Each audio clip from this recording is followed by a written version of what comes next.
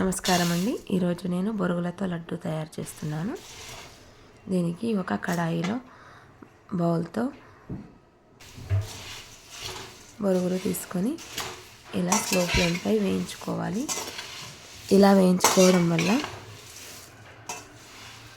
బొరుగులు క్రిస్పీగా నోట్లో వేసుకోగానే కరిగిపోయే విధంగా తయారవుతాయి. ఇలా స్లో ఫ్లేమ్పై వేగిన బొరుగులను పక్కన పెట్టుకొని అదే కడాయిలో సరిపడా బెల్లం తీసుకొని దీనిలో కొంచెం వాటర్ తీసుకొని వేసుకోవాలి. ఇలా బెల్లంను కరిగించుకోవాలి. ఇలా బెల్లం స్లోగా కలుపుతూ ఉండగా కరిగిపోతుంది. ఈ విధంగా బెల్లం కరిగిన తర్వాత దీనిలో మనం నెయ్యి వేసుకోవాలి. నెయ్యి వేసుకోవడం వల్ల రుచితో పాటు పాకం కూడా సాఫ్ట్గా ఉంటుంది. లడ్డు కూడా రుచిగా ఉంటుంది.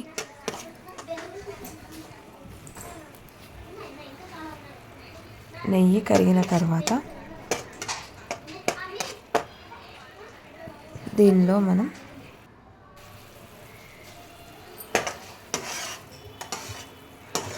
ఇలాచి పౌడర్ కూడా వేసుకోవాలి.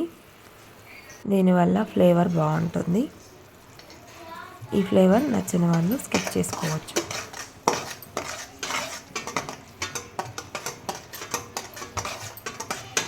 ఇప్పుడు పాకానికి వస్తుంది కాబట్టి దీన్ని మనం సరైన పాకానికి వచ్చిందా లేదా చూసుకోవడానికి ఒక గిన్నెలో నీరు తీసుకొని చూసుకోవాలి.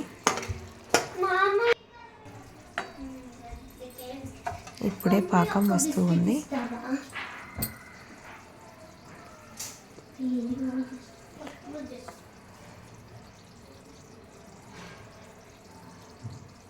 మరొకసారి చూసుకుంటే ఇప్పుడు పర్ఫెక్ట్గా పాకం వచ్చిందండి. ఇది బొరుగుల లడ్డూలకి సరిపోయే విధంగా ఉంది. దీన్ని స్టవ్ ఆఫ్ చేసుకొని ఇందులో బొరుగులు పాకంలో వేసేసుకోవాలి. పాకంలో బొరుగులు వేసుకొని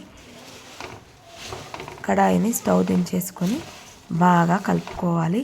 పాకం మొత్తం బొరుగులకు పట్టేలాగా కలుపుకొని చేతికి నెయ్యిని రాసుకొని బొరుగులను లడ్డూలుగా చేసుకోవాలి. ఇవి కొంచెం వేడిగా ఉన్నప్పుడే లడ్డూలుగా చేసుకోవాలి.